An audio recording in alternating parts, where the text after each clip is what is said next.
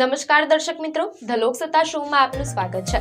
આજે આપણે એક એવી મહિલા વિશે વાત કરવા જઈ રહ્યા છીએ જેમના માટે પૃથ્વીની સીમાઓ ક્યારેય અંતિમ ન હતી, જેમના પિતા ગુજરાતના મહેસાણાના જુલાસણ ગામમાં જન્મ્યા અને જેમણે આખા વિશ્વનું નામ અંતરિક્ષના તારાઓ સુધી પહોંચાડ્યું।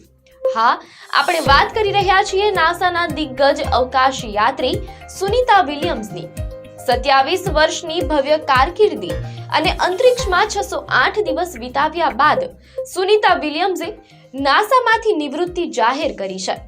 આ માત્ર એક નિવૃત્તિ નથી, પણ અવકાશ વિજ્ઞાનના એક સુવર્ણ યુગનું સમાપન છે। આજે આપણે સુનીતા વિલિયમ્સના એ સાહસોની વાત કરીશું જેણે વિજ્ઞાનની દુનિયાને બદલી નાખી અને કરોડો દીકરીઓને આકાશ આંબવાની પ્રેરણા આપી। સુનીતા વિલિયમ્સનું છેલ્લું મિશન પણ તેમના કરિયરની જેમ જ રોમાંચક રહ્યું। બોઇંગ સ્ટારલાઇનર મિશન હેઠળ તેઓ માત્ર 10 દિવસ માટે ઇન્ટરનેશનલ સ્પેસ સ્ટેશન પર ગયા હતા, પરંતુ ટેકનિકલ ખામીઓને કારણે આ મિશન 9.5 મહિના સુધી ચાલ્યું।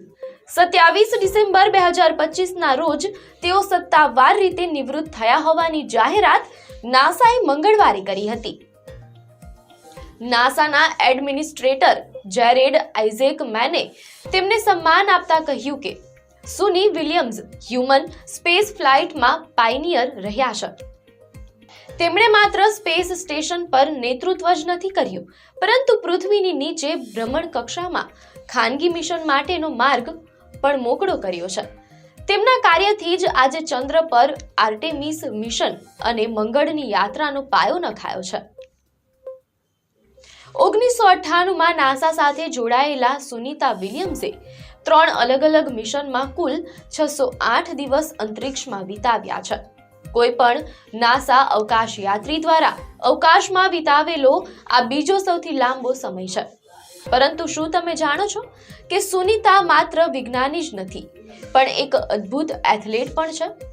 મીડિયા અહેવાલો અનુસાર તેઓ અંતરિક્ષમાં મેરેથોન દોડનારા વિશ્વના પ્રથમ વ્યક્તિ હતા।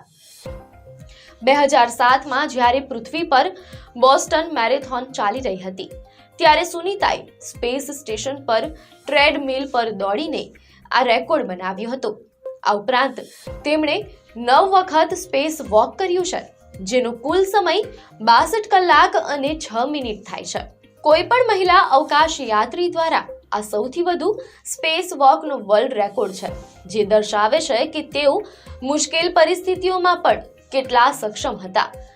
સુનીતા વિલિયમ્સ ભલે અમેરિકન નાગરિક હોય, પણ તેમનું હૃદય હંમેશા ભારત અને ખાસ કરીને ગુજરાત માટે ધબકતું રહ્યું છે। તેમના પિતા દીપક પંડ્યા, જેઓ એક જાણીતા ન્યુરો એનાટોમિસ્ટ હતા, તેમનો જન્મ મહેસાણાના જુલાસણમાં થયો હતો। મીડિયા અહેવાલો અનુસાર 2007 અને 2012માં જ્યારે તેઓ ભારત આવ્યા, ત્યારે તેમનું સ્વાગત એક રાષ્ટ્રીય હીરો તરીકે કરવામાં આવ્યું હતું। તેમણે હંમેશા કહ્યું છે કે અવકાશમાંથી પૃથ્વીને જોતી વખતે કોઈ દેશની સરહદો દેખાતી નથી, માત્ર એક સુંદર ગ્રહ દેખાય છે। તેમના છેલ્લા મિશનની વાત કરીએ તો જૂન 2024માં શરૂ થયેલું આ મિશન સુનીતા અને તેમના સાથી બુચ વિલ્મોર માટે એક મોટી પરીક્ષા સમાન હતું। સ્ટારલાઇનર કેપ્સ્યુલમાં હિલિયમ લીકેજને કારણે તેમને સ્પેસ સ્ટેશન પર અટકી જવું પડ્યું હતું, પરંતુ સુનીતાએ ક્યારેય હિંમત હારી નહીં। તેમણે આ સમયનો ઉપયોગ સ્પેસ સ્ટેશનના જાળવણી અને નવા વૈજ્ઞાનિક પ્રયોગોમાં કર્યો। સ્પેસએક્સ ક્રૂ 9 મિશન દ્વારા તેઓ જ્યારે પૃથ્વી પર પાછા ફર્યા, ત્યારે તેમના ચહેરા પર થાક નહીં, પણ એક વિજયી સ્મિત હતું। આ 286 દિવસનો વધારાનો સમય તેમના જીવનનો સૌથી પડકારજનક પણ યાદગાર હિસ્સો બની રહ્યો, જેણે ફરી એકવાર સાબિત કર્યું કે તેઓ ક્રાઇસિસ મેનેજમેન્ટમાં પણ માસ્ટર છે। નિવૃત્તિ બાદ સુનીતા વિલિયમ્સ ભારતની ધરતી પર પધાર્યા હતા। 20 જાન્યુઆરી 2026ના રોજ તેમણે આઈઆઈટી દિલ્હી ખાતે એક ખાસ વ્યાખ્યાન આપ્યું હતું, the making of an astronaut Sunita Williams story વિષય પર વાત કરતા તેમણે સેંકડો વિદ્યાર્થીઓ અને ફેકલ્ટી સભ્યોને મંત્રમુગ્ધ કરી દીધા હતા। Professor VN Vazirani institute lecture series હેઠળ આ કાર્યક્રમનું આયોજન અમેરિકી દૂતાવાસના સહયોગથી કરવામાં આવ્યું હતું। એક હળવી ચર્ચા દરમિયાન તેમણે વિદ્યાર્થીઓના અનેક રસપ્રદ પ્રશ્નોના જવાબો આપ્યા અને તેમને મોટા સપના જોવા માટે પ્રોત્સાહિત કર્યા. આ કાર્યક્રમ સુનીતા વિલિયમ્સના એ જ જુસ્સાની સાક્ષી પૂરે છે કે ભલે તેઓ નાસામાંથી નિવૃત્ત થયા હોય, પરંતુ નવી પેઢીને પ્રેરણા આપવાનું તેમનું મિશન હજુ પણ ચાલુ છે. સુનીતા વિલિયમ્સની નિવૃત્તિ એ માત્ર એક નોકરીનો અંત નથી, પણ લાખો યુવાનો માટે એક નવી શરૂઆત છે. તેમણે બતાવ્યું કે એક સામાન્ય પરિવારની દીકરી પણ પોતાની મહેનત અને દ્રઢ નિશ્ચયથી અંતરિક્ષના રહસ્ય ઉકેલી શકે છે. નાસામાં તેમના 27 વર્ષોએ સ્ત્રી પુરુષના ભેદભાવોને ભૂંસી નાખ્યા છે. તેમણે નાસાના અવકાશ યાત્રી બુચ વિલ્મોર સાથે મળીને જે મિશન પૂર્ણ કર્યું તે ભવિષ્યના કોમર્શિયલ સ્પેસ મિશન માટે દીવાદાંડી સમાન રહેશે. તેમની સિદ્ધિઓ અને નાસાની યાદીમાં તેમનું નામ હંમેશા સુવર્ણ અક્ષરે અંકિત રહેશે.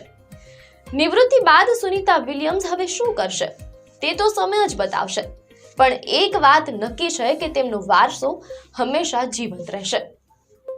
આપને માહિતી સારી લાગી હોય તો વિડીયોને લાઈક અને શેર કરજો, ચેનલને સબસ્ક્રાઇબ કરજો.